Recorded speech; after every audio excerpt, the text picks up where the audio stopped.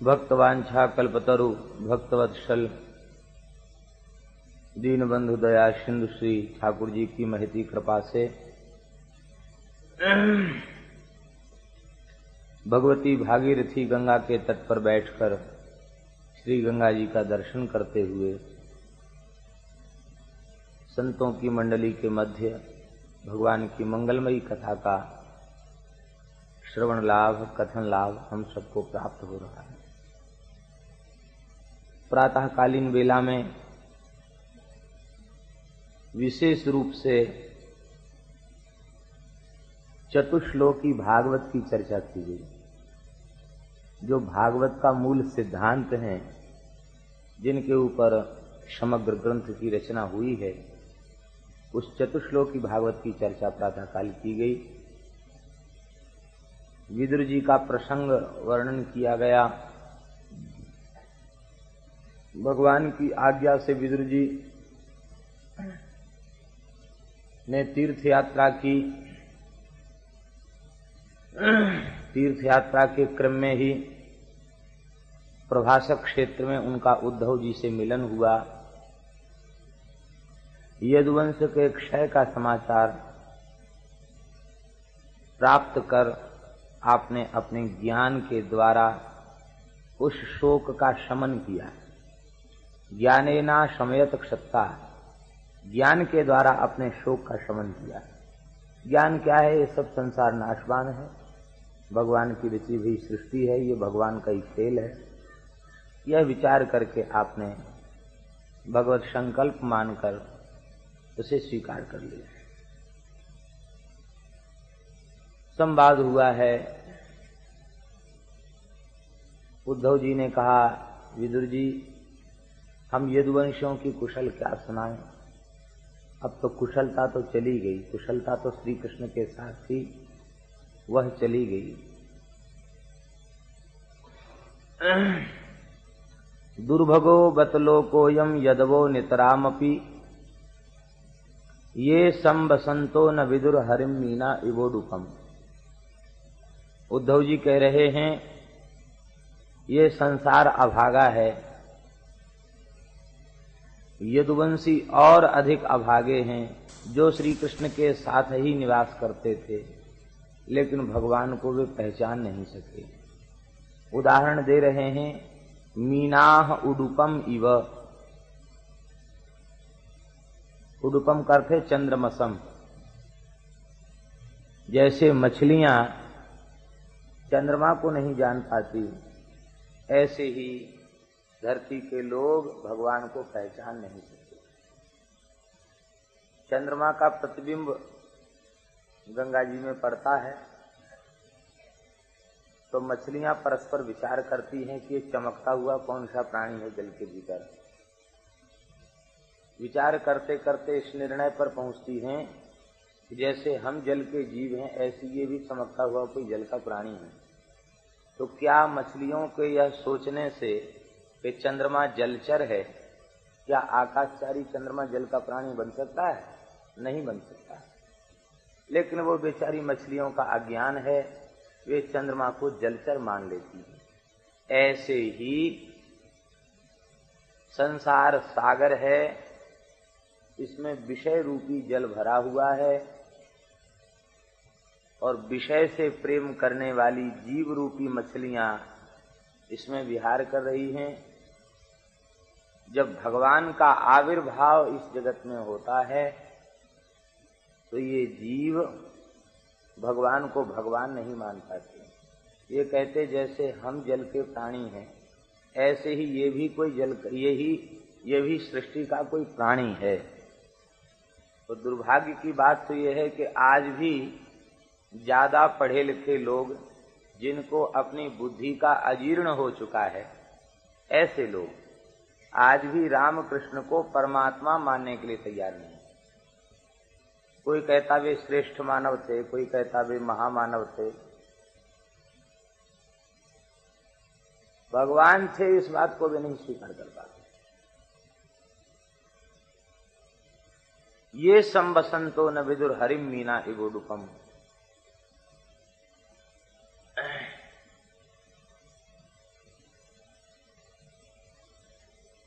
जो बात भगवान की है वही बात भगवान के भेजे हुए भगवत स्वरूप महात्माओं की है।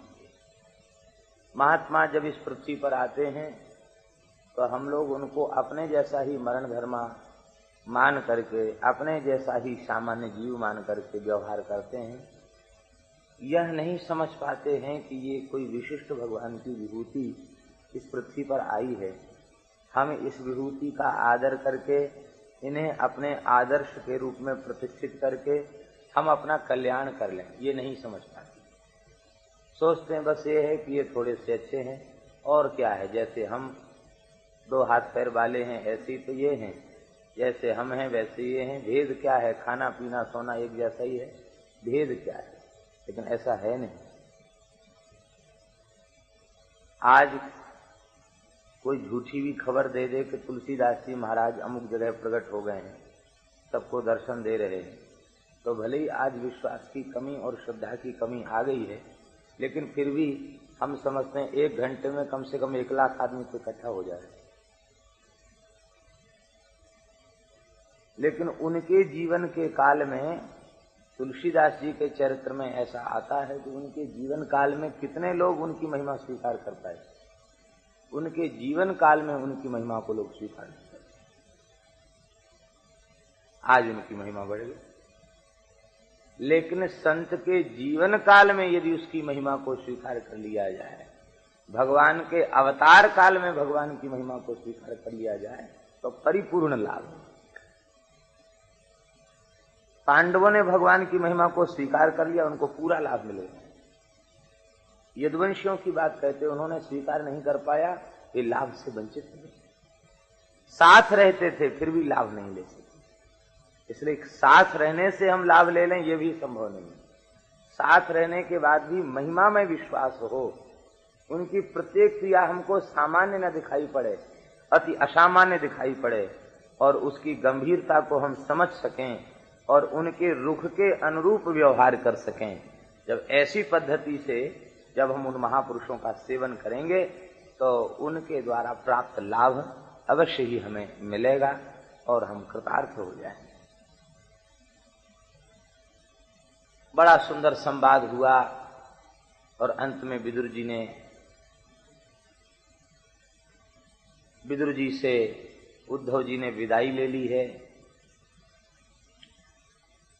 जो विदुर जी अपने दोनों वंशों के विनाश का समाचार सुनकर भी दुखित नहीं हुए, कुरुवंश का क्षय और यदुवंश का क्षय, दोनों का क्षय सुनने के बाद भी जो दुखी नहीं हुए, वे विदुर जी उद्धव जी के जाने पर रुरोध प्रेम विह्वला, प्रेम से व्याकुल होकर रोने लग गए। इसका तात्पर्य है कि संसार के न मिलने का सुख होता है ज्ञानियों को, प्रेमियों को, भक्तों को, और न उसके बिछुड़ने का दुख होता है। संसार के मिलने का सुख भगवान के भक्त को नहीं होता, ज्ञानी को भी नहीं होता, और बिछुड़ जाए तो उसका दुख नहीं होता, क्योंकि वह जानता है ये तो बिछुड़ने के लिए ही मिला था, बिछुड़ गया तो क्या हुआ, हमारा क्या गया, ये तो बिछुड़ना था ही, इस बात को वह जानता है। इसलिए उसके चित्त में दुख नहीं होता, प्राप्ति में सुख नहीं होता और चले जाने पर दुख नहीं होता। लेकिन विदुर जी को उद्धव जी की प्राप्ति से अपार सुख हुआ और उनके चले जाने पर अपार कष्ट हुआ। रुरोध प्रेम विह्वला, प्रेम विह्वल होकर के वे रोने लग गए।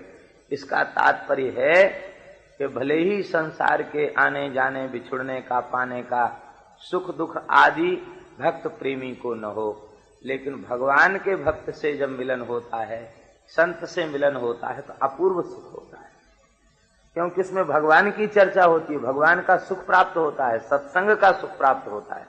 संत मिलन सम सुख जग नाहि, संत से मिलने के बराबर कोई सुख नहीं है। और दुख भी सबसे बड़ा यही है, वे बिछुड़ जाएं, ये सबसे बड़ा दुख है।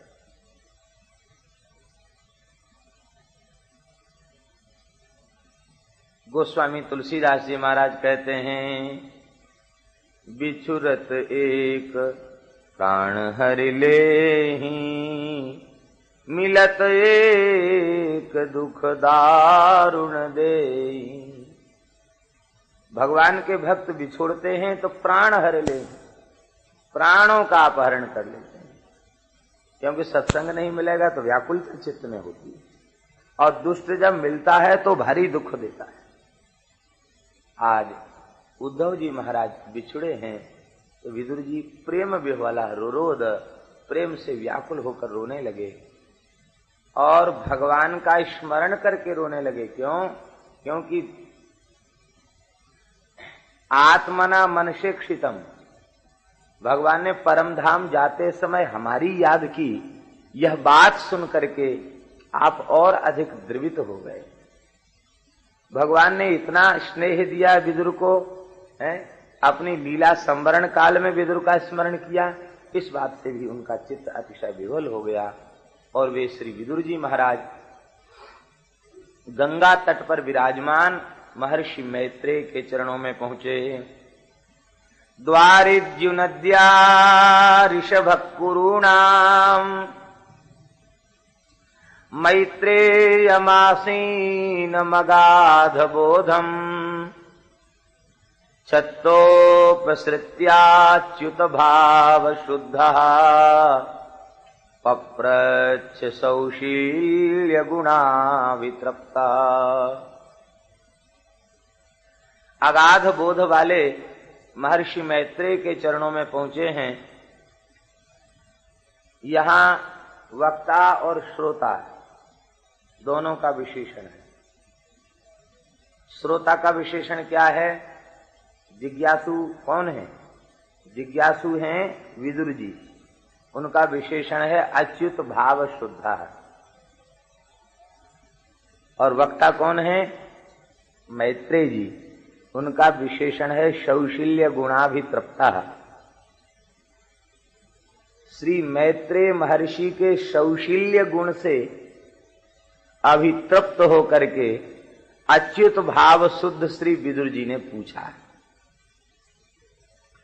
चित्त की शुद्धि, भाव की शुद्धि अच्युत भाव के प्रकट होने पर ही होती।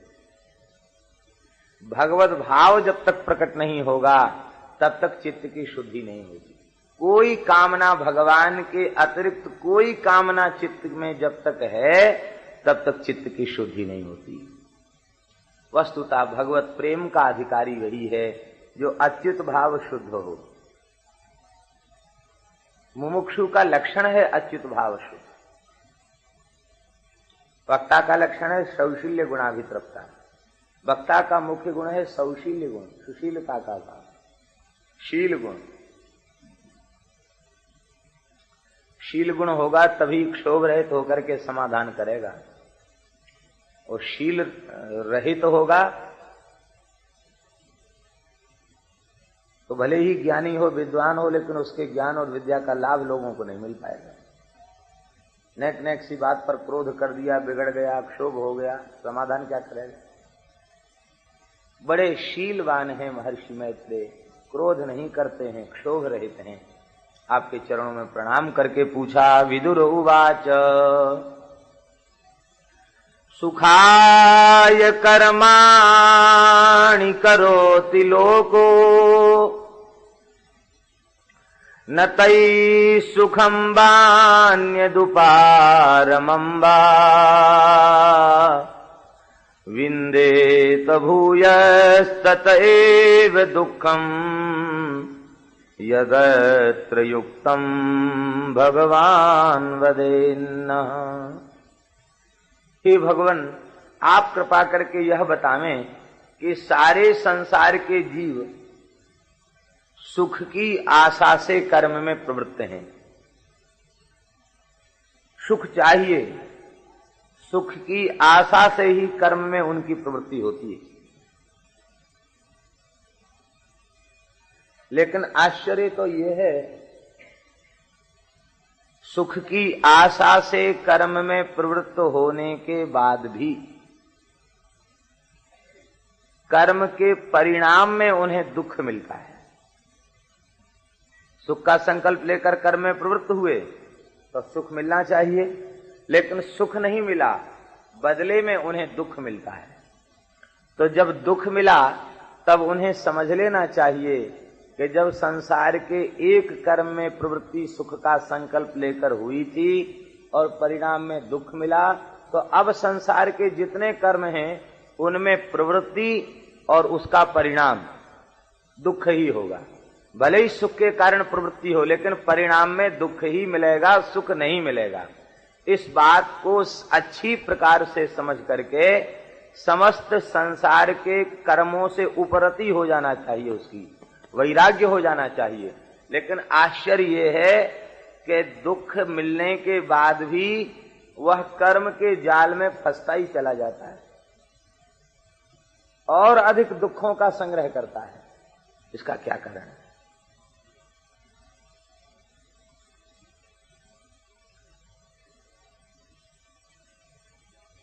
अध्ययन किया सुख मिलेगा, बहुत पैसा खर्च किया, अच्छी नौकरी नहीं मिली, दुख हो गया। अच्छी नौकरी मिल गई तो फिर वो होगा कि अरे भाई पैसा तो कमाने लग गए, बिना विवाह के सुख कहाँ मिलेगा। अब विवाह के सोचा कि विवाह से सुख हो जाए, विवाह रूप कर्म में प्रवृत्ति हुई, उससे भी दुख बढ़ गया। कितना दुख बढ़ गया? बहुत दुख बढ़ गया। हमने सुना है कि कोई नववधू रुदन कर रही थी, बहुत लोगों ने समझाया, प्रथम विदाई का अवसर था, बहुत रुदन कर रही थी। जब नहीं उसने रोना बंद किया तो पति ने समझाया कि भाई अब इतना क्यों रो रही हो, रोना बंद करो। उसने कहा हमको तो आज ही रोना है, बाकी तो अब रोने का काम आपको ही करना है, इसलिए अब आज हमको आखिरी दिन रोना है तो हमको रो लेने दो, क्यों रोकते हो। कहने का तात्पर्य यह है कि सुख का संकल्प लेकर विवाह कर्म में प्रवृत्त हुआ और जीवन भर का रोना। विवाह के बाद सुख नहीं, रोना, संतान के लिए रोना, और फिर उनकी पढ़ाई लिखाई की, फिर उनके दुख से दुखी होना, उनके सुख से सुखी होना, रोना ही रोना है। एक कोई क्रिया संसार की ऐसी नहीं है जिसका परिणाम दुख न हो। समस्त क्रियाओं का एक ही परिणाम है, दुख। माताएं भोजन बनाती हैं तो एक चावल को दबाकर देखती हैं, तो एक चावल को दबाकर देखने से उन्हें पता चल जाता है कि सारी हंडी के चावल पक गए। ऐसे ही एक कर्म को के परिणाम को देखकर समस्त संसार के कर्म दुखप्रद हैं, ऐसा विचार करके उनसे निराश होकर के भजन में लग जाना चाहिए। लेकिन ये नहीं होता, फिर भी वो संसार के कर्मों में ही लगा रहता है। इसका क्या कारण है? आप कृपा करके बतावें। इन दुख रूप संसार के कर्मों से उपरति कैसे हो, वैराग्य कैसे हो, आप कृपा करके बतावें।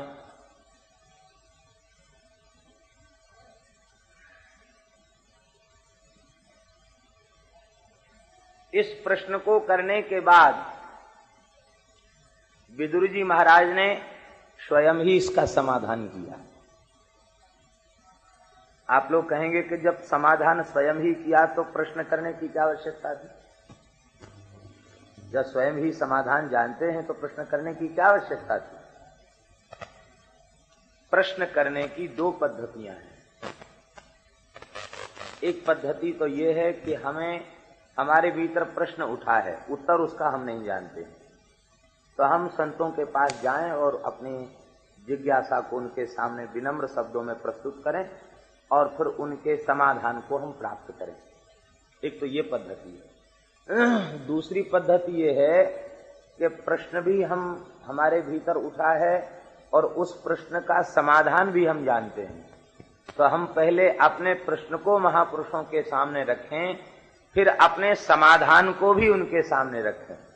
यदि वे महापुरुष कह दें कि हाँ तुम्हारा प्रश्न भी ठीक और तुम्हारे प्रश्न का समाधान भी ठीक, तब हम विश्वास कर लें कि बस ठीक है। जब तक कोई महापुरुष उस पर मुहर न लगा दे, कोई अनुभवी महात्मा मुहर न लगा दे, तब तक विश्वास न करे कि हमारी जानकारी ठीक है। जानकारी ठीक है, लेकिन कोई महात्मा कह दे कि हाँ ये ठीक है, तब विश्वास पूर्वक उसमें दृढ़ हो जाए। तो श्री विदुर जी महाराज कहते ये तो हमारे भीतर का एक प्रश्न है, और इस प्रश्न का समाधान हमारे चित्त में जो प्रकट हुआ है वो ये है, कस्त्रप्नुया तीर्थ पदोभिधानात् सत्रे शुभसूरिभिरीड्यमानात् यह कर्णनाडीं पुरुषस्य यातो भवप्रदां गेहरतिं छिनत्ति। हे भगवान,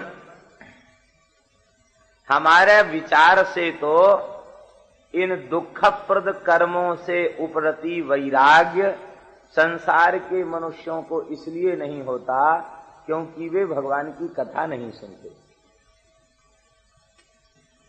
क्योंकि मेरे विचार से भगवान की कथा की ऐसी महिमा है कि यह जो कथा बड़े बड़े महात्मा जिनका वर्णन करते हैं, यह कथा कान की नाड़ी से, यह कर्ण नाड़ीम पुरुषस्य याता, कान की नाड़ी से, और जब हृदय में यह कथा प्रवेश करती है तो हृदय में ही संसार के प्रति रति बनी हुई है। भवप्रदाम, संसार में डालने वाली वस्तु क्या है? गेह रतिम, शरीर और संसार के प्रति जो रति है यही हमें संसार चक्र में डालने वाली है। इसी ने हमको संसार चक्र में डाल रखा है, और यह देह गेह की प्रति रति जब तक चित्त में बनी हुई है तब तक संसार के दुखप्रद कर्मों से उपरति होना संभव नहीं है। तो ये भीतर चित्त में बसी हुई शरीर और संसार के प्रति रति ये कैसे समाप्त हो? तो विदुर जी महाराज कहते हैं, जब कथा कान के माध्यम से हृदय में जाती है तो देह गेह कुटुंब संसार के प्रति जो रति है, आसक्ति है, उस आसक्ति को छिनत्ती, उसको छेदन कर देती है, उसको छिन्न भिन्न कर देती है। संसार बाहर नहीं है, संसार तो भीतर है। वस्तुतः बाहर तो सब परमात्मा ही है, भीतर संसार बसा हुआ है, इसलिए बाहर संसार दिख रहा है। भीतर भगवान विराजमान हो जाए, भगवद रति भीतर विराजमान हो जाए तो बाहर संसार नहीं रह जाएगा। देह और गेह इनके प्रति रति क्यों बनी भई है? इनके प्रति रति इसलिए बनी भई है क्योंकि शरीर और संसार इन दोनों के यथार्थ स्वरूप का बोध हमें नहीं है, इसलिए रति बनी भई है। और भगवान की कथा सुनने से इनके यथार्थता का बोध हो जाता है। भोगों की असारता, संसार की दुख रूपता, संसार की क्षणभंगुरता, शरीर की नश्वरता, इन सब का जब बोध हो जाता है और भगवान के दिव्य करुणामय स्वभाव का बोध जब होता है तो अपने आप भगवान में रति बढ़ती चली जाती है और शरीर संसार के प्रति उदासीनता बढ़ती चली जाती है। और ज्यों-ज्यों शरीर संसार के प्रति उदासीनता बढ़ती है त्यों-त्यों भगवान का भजन बढ़ने लग जाता है। ये लाभ कथा श्रवण करने से मिलता है। तो भगवान, हम तो यही समझते हैं कि शरीर और संसार के प्रति तब तक आसक्ति समाप्त नहीं हो सकती चाहे जो कुछ साधन करता रहे, जब तक वह आपकी मंगलमयी कथा नहीं सुनता है। क्या यह समाधान उचित है? मैत्री जी ने मुस्कुराकर मानो समाधान कर दिया, बोले बिल्कुल ठीक, आपका प्रश्न भी उचित और आपका समाधान भी सर्वश्रेष्ठ है। तब तो आपने प्रसन्न होकर कहा, जब हमारा समाधान श्रेष्ठ है तो भगवान इतनी कृपा और कर दीजिए, हमारे हृदय में जो देह गेह के प्रति रति बनी है उसे आप कथा सुना करके छिन्न भिन्न कर दीजिए। तदस्य कौशारव शरम दातु हरे कथामेव कथा सुसारम उद्धृत्य पुष्पेभ्य इवार्त बंधो शिवाय नः कीर्तय तीर्थ कीर्ते। हे मैत्रेय जी, आप दीनों पर दया करने वाले हैं। आप कृपा करके कथा न सुनावें, कथाम एव कथा सुसारम, कथाओं में जो कथा का सार है वो सुनावें। इसका तात्पर्य है कि भागवत कथा नहीं है, भागवत कथा सार है। क्योंकि अन्य पुराणों में तीर्थाटन, व्रत, जप, तप, नियम, इनकी महिमा का वर्णन है और भागवत धर्म उन सब का सार है। तो आप कृपा करके भागवत धर्म के सार सर्वस्व वाली कथाएं सुनाइए। अर्थात कर्म, ज्ञान, योग, तीर्थाटन, व्रत, उपवास आदि में भटकाने वाली कथाएं न सुनाइए। केवल भगवान का अनुराग बढ़े, भगवान का संबंध दृढ़ हो, ऐसी कथा आप कृपा करके सुनाइए।